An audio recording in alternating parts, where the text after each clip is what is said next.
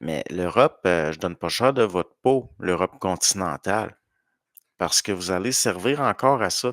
Le Depuis, Élisabeth Tudor, c'est l'Angleterre qui mène l'Europe. Depuis la défaite de l'Espagne, puis depuis la Révolution française, puis c'est la finance qui mène. Puis la finance, c'est plus la Hollande autant que la City là, pour l'Europe.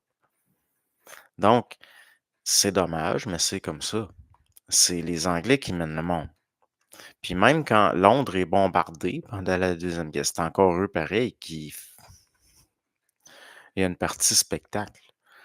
Hein? L'Europe va servir de bouquet. Ben, de toute façon, c'était le projet de qui, ça, la grande Europe? Et, je veux dire, quand Poutine il parle de dénazifier l'Europe, d'une certaine façon, c'est la gauche contre la gauche. Ça a tout le temps été de la gauche.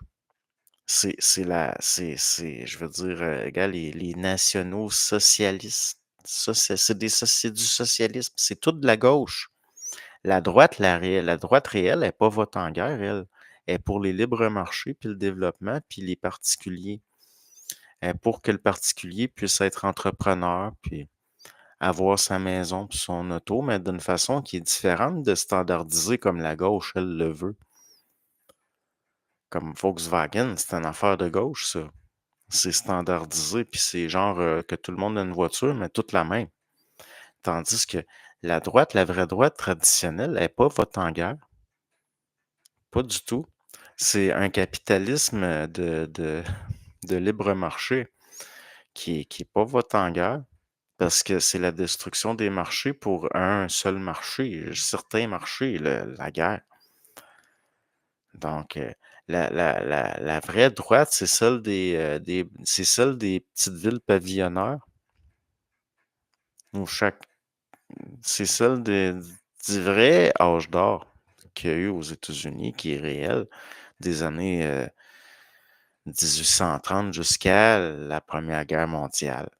Ça, c'est la vraie droite, puis elle n'a jamais été vote en guerre. Je veux dire, c'est la gauche contre la gauche, là, depuis des décennies, des décennies. C'est tout de la gauche. C'est eux qui veulent détruire les marchés pour les... C'est eux, là, l'idée expansion-contraction. Ça revient à Solvay Coagula.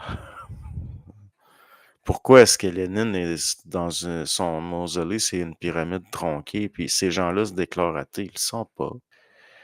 Donc, l'Europe, c'est toujours la victime. Ben oui, parce que c'était une guerre c'est lié à l'Angleterre. Donc, c'est l'Europe continentale qui est l'enjeu. Ça l'a toujours été. C'est pour ça que je vous dis, la guerre de 100 ans n'a jamais pris fin. C'est les suites de la guerre de 100 ans, tout ça. Puis l'Angleterre a gagné. Puis elle mène encore le monde. Elle protège cette culture-là qui est plus juste l'Angleterre. C'est rendu la planète, les Anglo-Saxons. Ils protègent leurs intérêts.